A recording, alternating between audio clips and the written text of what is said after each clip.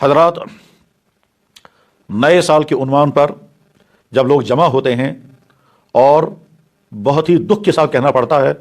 کہ بے شمار مسلمان کشمیری لڑکے اور لڑکیاں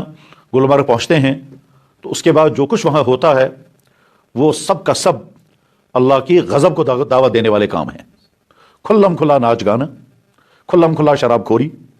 بدکاری، فحش کاری، غرض یہ کہ گناہ کے جتنے کام وہاں کیے جا سکتے ہیں وہ سارے کام ہوتے ہیں، اور کسی ایک فرد کے اندر بھی شاید اس کا احساس نہیں ہوتا کہ ہم کوئی گناہ کا کام کر رہے ہیں۔ اللہ کی زمین پر رہ کر، اللہ کی پیدا کی ہوئی اس خوبصورت دنیا میں اللہ کے دیے ہوئے اس خوبصورت جسم کو اللہ کے نافرمانیوں کے ساتھ ہم استعمال کریں، اس سے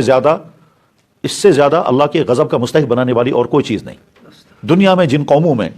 یہ صورتحال پیدا ہوتی ہے، اللہ جل شانہ بہت دن تک اس کو برداشت کر لیتے ہیں۔ حدیث میں ہے، اللہ کے نبی علیہ السلام نے فرمایا، ما احد اصبر من اللہ سے زیادہ برداشت کوئی نہیں کرتا۔ اللہ تعالیٰ شانہ برداشت کرتے ہیں، لیکن جب کوئی قوم حد سے گزر جاتی ہے تو اس کے بعد پھر اللہ کے فیصلے آتے ہیں اور پھر ان قوموں کو تباہ کرنے کے اسباب جمع ہو جاتے ہیں۔ جن چیزوں سے کسی قوم کو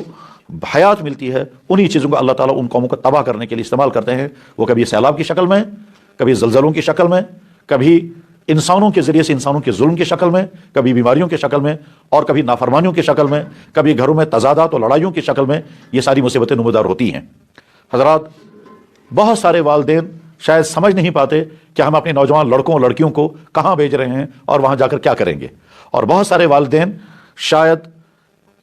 ایمانی غیرت اور اسلامی حمیت اور ضمیر کے اعتبار سے اتنے خالی ہو چکے ہیں کہ ان کو اس کی بھی پرواہ نہیں ہے کہ ہمارے نوجوان لڑکے اور لڑکیاں وہاں جا کر کیا کریں گے اور وہ واپس کون سا کردار لے کر کے آئیں گے۔ اور بہت سارے والدین کو شاید خبر بھی نہیں رہتی ہے، ان کے بچے لڑکے ہوں یا لڑکیاں، ان کو دھوکہ دے کر کے کوئی کسی دوست کے ہاں ملنے، کوئی کسی سہیلی سے ملنے کے بہانے نکل جاتے ہیں، اور اس کے بعد پھر وہاں